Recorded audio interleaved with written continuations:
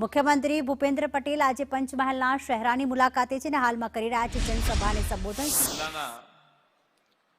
રૂપિયા 732 કરોડના વિવિધ વિકાસ કામોના લોકાર્પણ અને ખાતમુહૂર્ત પ્રસંગે આપણી સૌની સાથે મંચ ઉપર ઉપસ્થિત મારા સાથી મંત્રી શ્રી રમેશભાઈ કટારા, જિલ્લા પંચાયતના પ્રમુખ શ્રીમતી રેણુકાબેન ડાયરા, सांसद श्री राजपाल सिंह यादव, डॉक्टर जसवंतसिंह परमार, मारा साथी धारासभ्य श्री जेठाभाई आहिर, श्री के राहुल जी, श्रीमती निमिषाबेन सुथार, श्री जयेंद्र सिंह परमार, श्री फतेहसिंह चौहान, शहरा नगरपालिका प्रमुख श्रीमती रचनाबेन शाह, जिला भाजप प्रमुख श्री मयंक भाई देसाई, शहरा तालुका पंचायत प्रमुख श्रीमती पुंजीबेन चारण, जिला भाजप प्रभारी श्री हर्षद भाई वसावा, महामंत्री श्री जिग्नेश भाई पाठक, श्री कुलदीप सिंह सोलंकी, श्री नरेंद्र सिंह गोहिल,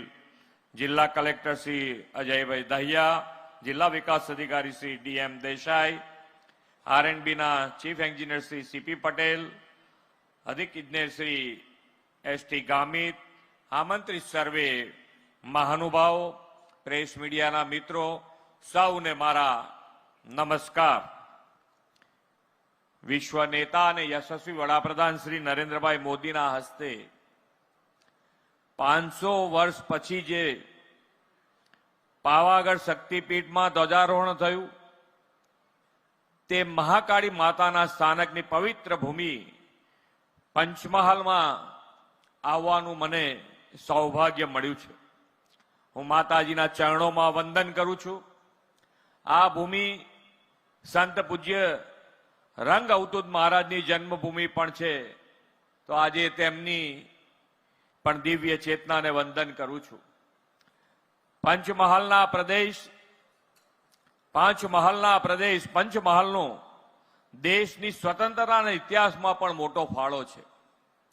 महात्मा गांधीजी अने सरदार वल्लभभाई पटेले गुजरात राजकीय सभानी पहली बैठक 1917 में गोधरा में योजीने आजादीनी लड़तने वेग आप्यो हतो.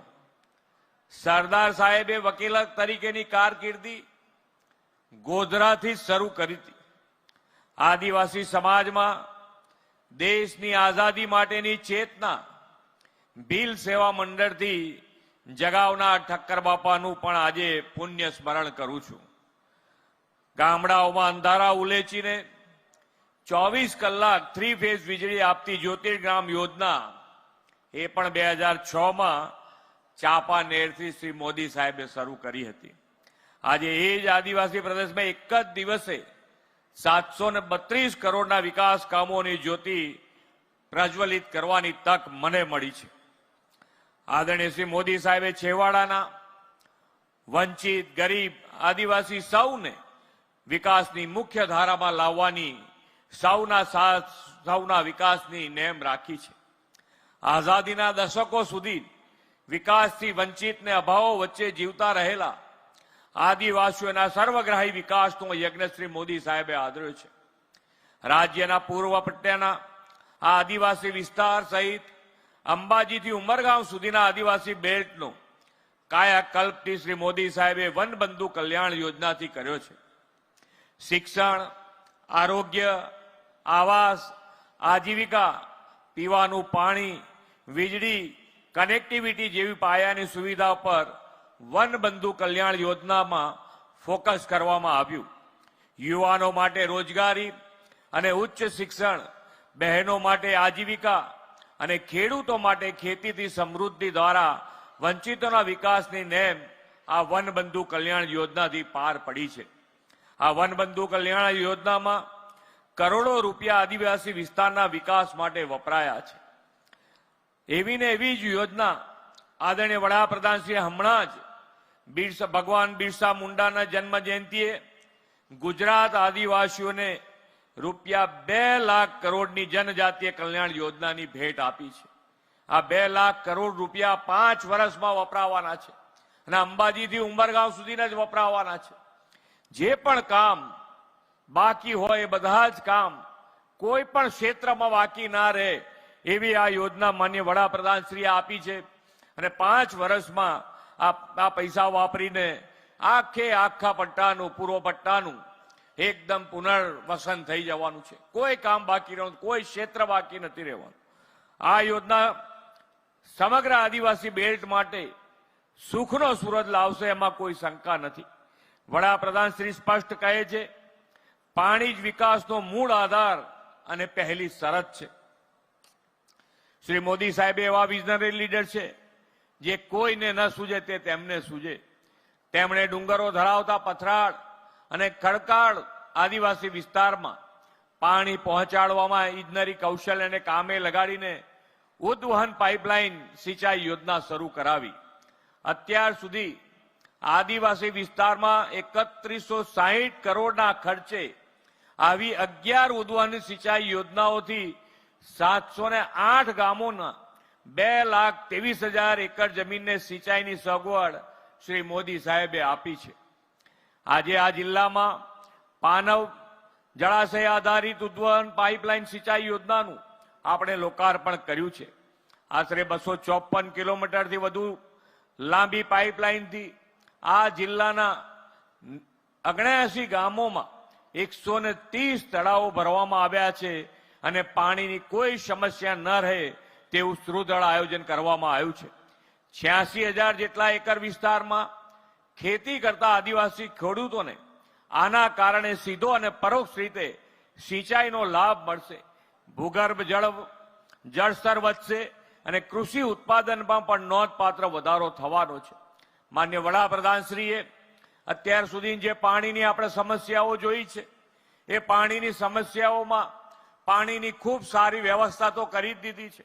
દરેક જિલ્લામાં એક પણ તળાવ ખાલી ના રહે એના માટેનું આયોજન ગુજરાત સરકાર, હું ને મારી ટીમ કરી રહ્યા છે.